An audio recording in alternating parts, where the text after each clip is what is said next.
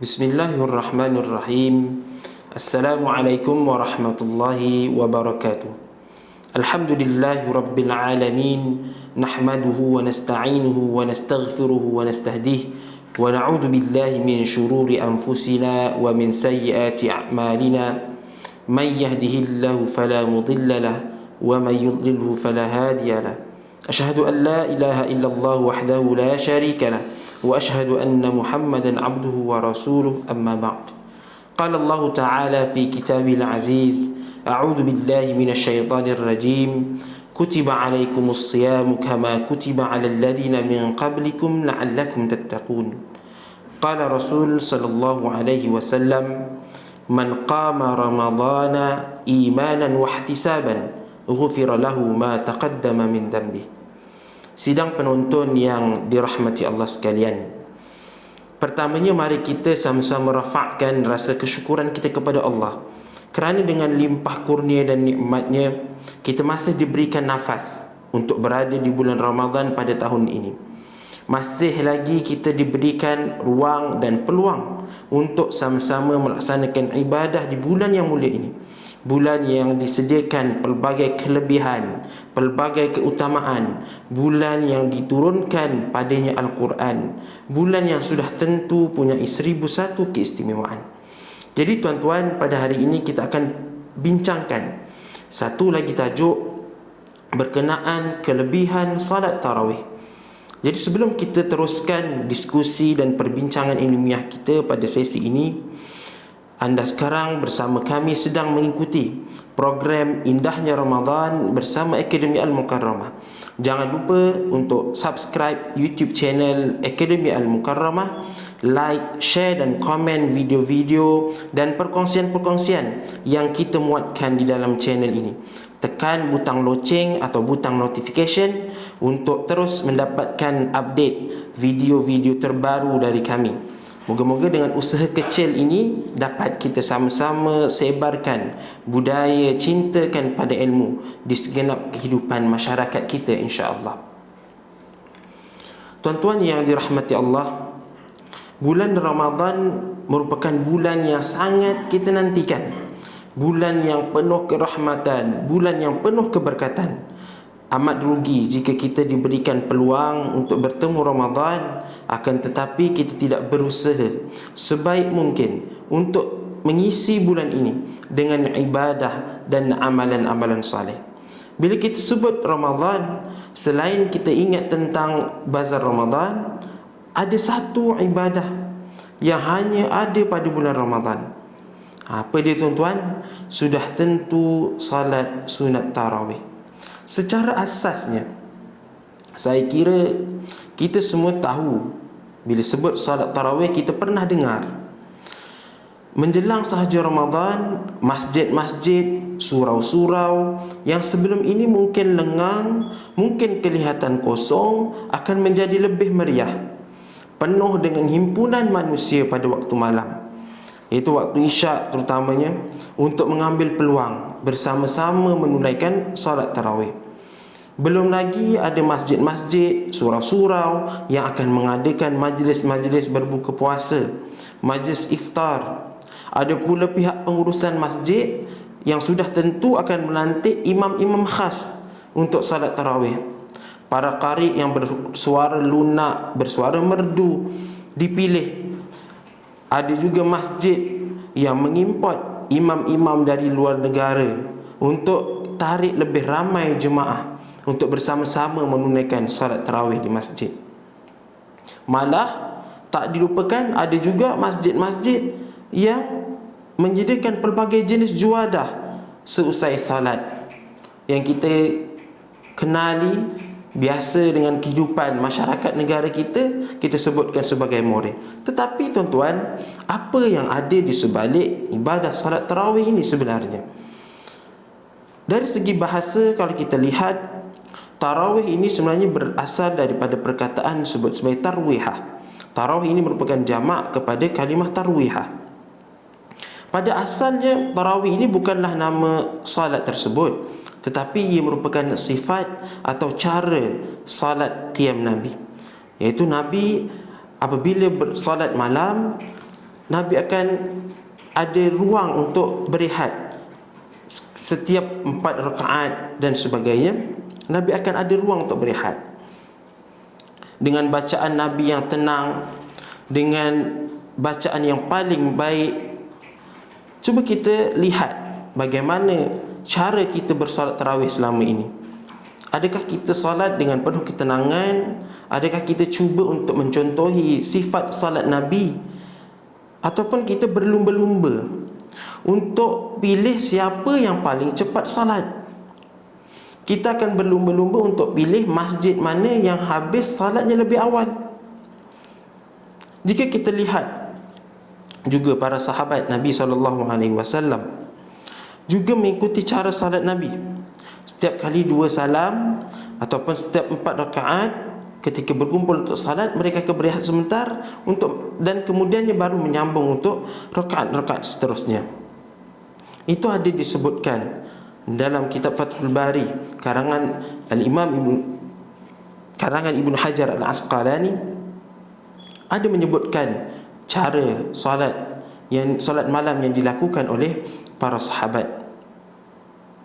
Jadi tuan-tuan dan puan-puan, waktu solat tarawih seperti yang kita ketahui ialah di antara solat Isyak dan subuh. Antara Isyak ke subuh, iaitu selepas disunatkan untuk kita melakukannya selepas solat sunat ba'diyah. Kemudian barulah diikuti dengan solat tarawih sehinggalah waktu fajar. Jadi tuan-tuan, solat tarawih ini merupakan suatu solat yang dituntut bagi umat Islam untuk melakukannya. Jadi sangat digalakkan untuk kita melaksanakannya. Ganjaran yang dijanjikan bagi yang melakukannya sangat besar, sebagaimana hadis yang diriwayatkan oleh Abu Hurairah radhiyallahu anhu yang saya sebutkan di awal tadi. Man qama ramadhana imanan wa ihtisaban ghufira lahu ma taqaddama min dhanbi.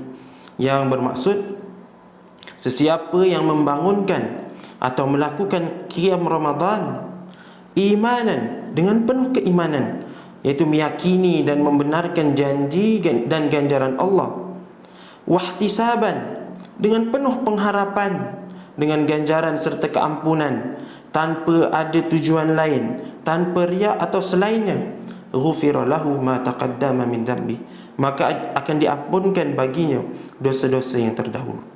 Hadis ini jelas menunjukkan bahawa perbuatan qiyam Ramadan yang meliputi salat tarawih, tilawah Al-Quran, zikir, doa dan lainnya yang dilakukan di malam Ramadan, sekiranya dilakukan dengan penuh keimanan, penuh pengharapan, nescaya pelakunya akan diampunkan dosa-dosa kecilnya terdahulu. Al-Imam An-Nawawi di dalam kitabnya Syarhun Nawawi ala Muslim mengatakan bahawa qiyam Ramadan itu ialah salat tarawih. Pensyariatan salat tarawih dapat kita lihat dalam sebuah hadis yang diriwayatkan oleh Ummul Mukminin radhiyallahu anha, bahawa beliau berkata, anna Rasul sallallahu alaihi wasallam shalla dhata lailatin fil masjid fa shalla bi salatihi nas. Sungguhnya Rasulullah pada suatu malam sedang salat di dalam masjid, maka orang ramai pun mengikut salat bersama baginda. Thumma shalla minal qabilah fakathuran nas. Kemudian pada malam berikutnya baginda salat sekali lagi dan jemaah yang mengikutinya semakin ramai. Thumma ijtama'u minal lailati tsalitsati aw ar-rabi'ah. Pada malam yang ketiga atau malam yang keempat, orang ramai berkumpul menanti ketibaan Rasul sallallahu alaihi wasallam. Falam yakhruj ilaihim Rasulullah sallallahu alaihi wasallam. Tetapi baginda tidak keluar kepada mereka. Falamma asbaha qala, apabila masuk waktu subuh, baginda berkata, qad ra'aitu alladhi sana'tum wa lam yamna'ni min al-khuruj ilaikum illa anni khashitu an tufrada alaikum wa dhalika fi Ramadan. Baginda bersabda kepada para jemaah, sesungguhnya aku melihat apa yang kamu semua lakukan, dan tidaklah yang menghalang aku keluar kepada kamu, melainkan aku takut solat itu akan difardukan ke atas kamu semua. Yang demikian itu berlaku pada bulan Ramadan. Hadis ini menunjukkan kepada kita galakan melaksanakan salat tarawih, di dalam bulan Ramadan.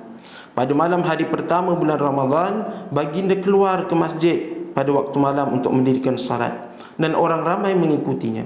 Diikuti pada malam keduanya, Rasulullah salat sekali lagi, dan para jemaah, para sahabat mengikuti baginda. Dan pada malam ketiga, malam keempat, orang ramai berkumpul untuk salat bersama Nabi, tetapi Nabi tidak keluar. Kerana apa tuan-tuan? Kerana Nabi khawatir sekiranya ia dilakukan secara berterusan, secara berjemaah, ditakuti ia akan menjadi wajib ataupun difardukan. Daripada hadis tersebut juga kita boleh fahami bahawa solat tarawih boleh dilakukan secara bersendirian atau berjamaah. Akan tetapi dilakukan secara berjamaah itu adalah lebih afdal dan lebih utama. Ketika era Khalifah Umar Al-Khattab, umat Islam solat tarawih di dalam masjid secara bertebaran. Ada yang solat bersendirian, ada yang solat dalam jumlah jemaah yang kecil, disebutkan ar-raht, iaitu 3 hingga ke 10 orang dalam satu jemaah. Maka apabila Umar melihat keadaan ini, beliau berhasrat untuk mengumpulkan mereka dan dilakukan salat tarawih dengan secara berjamaah, beramai-ramai dengan seorang imam. Dan beliau mengucapkan ni'mal bid'ah hadhihi, iaitu alangkah baiknya bid'ah ini, atau inilah sebaik-baik bid'ah. Tuan-tuan dan puan-puan yang dirahmati Allah, kelebihan lain dari solat tarawih yang dilakukan secara berjemaah bersama imam ialah ianya akan dikira seperti bangun beribadat sepanjang malam.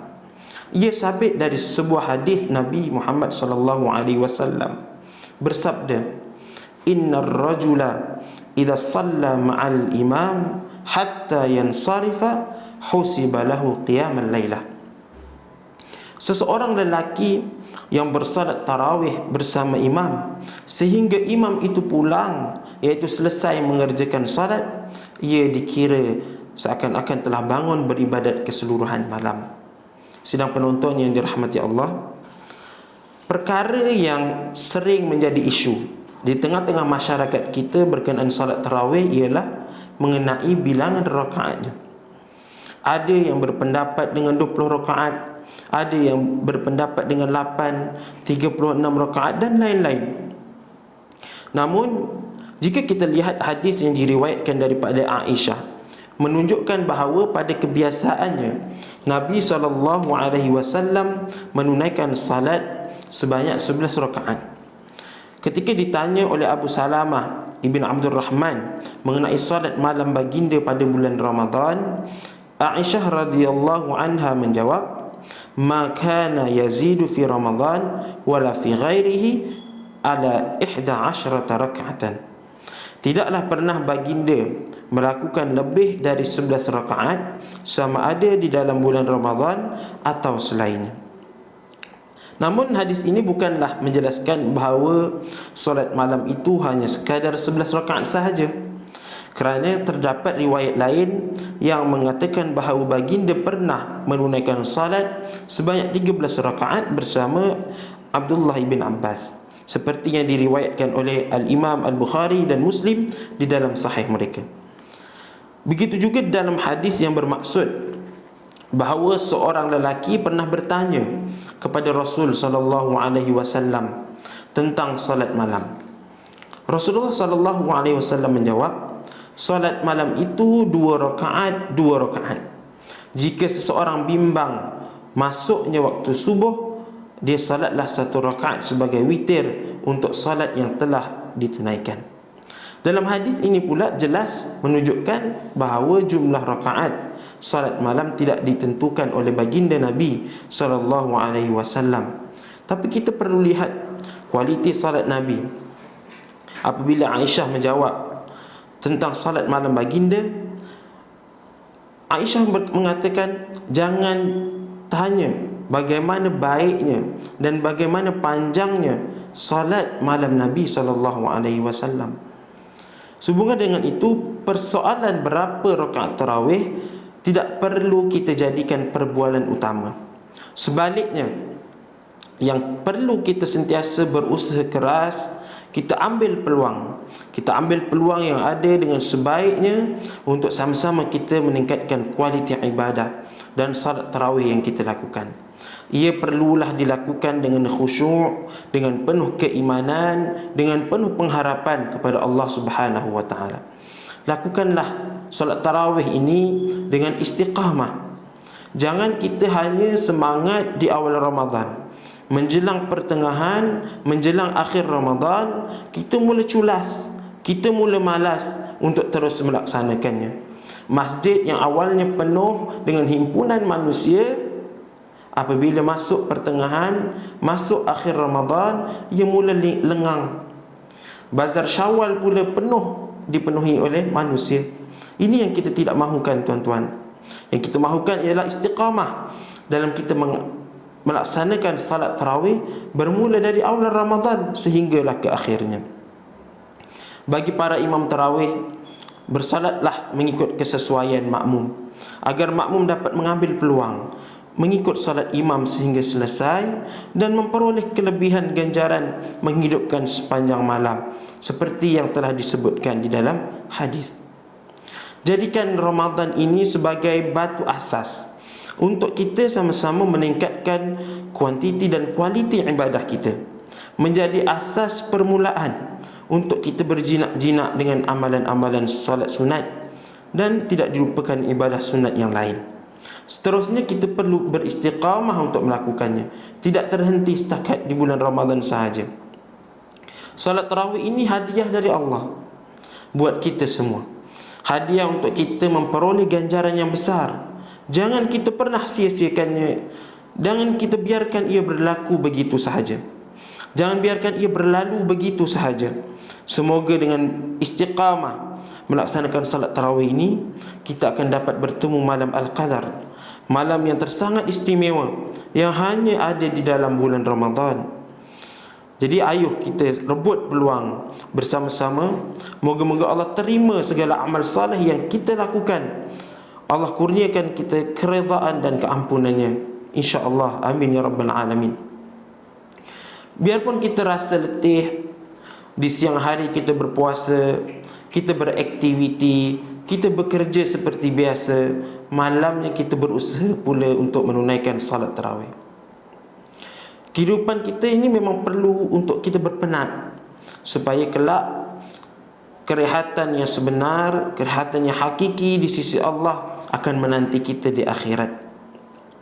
Allah berfirman, Rabbus samawati wal ard wa ma bainahuma fa'budhu wastabir li'ibadati hal ta'lamu lahu samiyya.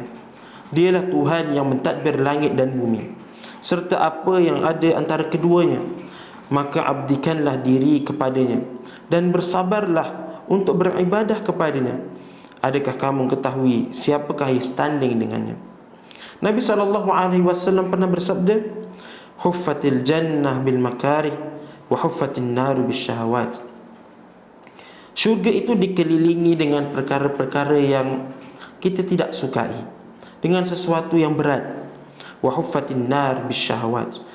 Manakala neraka dikelilingi dengan kesukaan, dengan syahwat. Ingat berkenaan tujuan asal kita dijadikan untuk beribadah. Wa ma khalaqtul jinna wal insa illa liya'budun. Akhirnya mari kita ambil peluang untuk sama-sama kita mengambil segala peluang yang ada, merebut kelebihan salat tarawih, merebut kelebihan Ramadan, agar supaya Ramadan ini Ramadan yang terbaik, Ramadan yang lebih baik daripada Ramadan yang lalu. Anggaplah seakan-akan Ramadan kali ini merupakan Ramadan yang terakhir buat kita. Kita sentiasa berusaha baik untuk melaksanakan segala ibadah dengan sebaiknya. Akhir kalam, saya mohon kemaafan sekiranya terdapat sebarang kekurangan dalam penyampaian saya. Semoga kita bertemu lagi di sesi yang lain. Indahnya Ramadan bersama Akademi Al-Mukarramah. Aqulu qawli hadha wa astaghfirullahal azim li wa lakum. Assalamualaikum warahmatullahi wabarakatuh.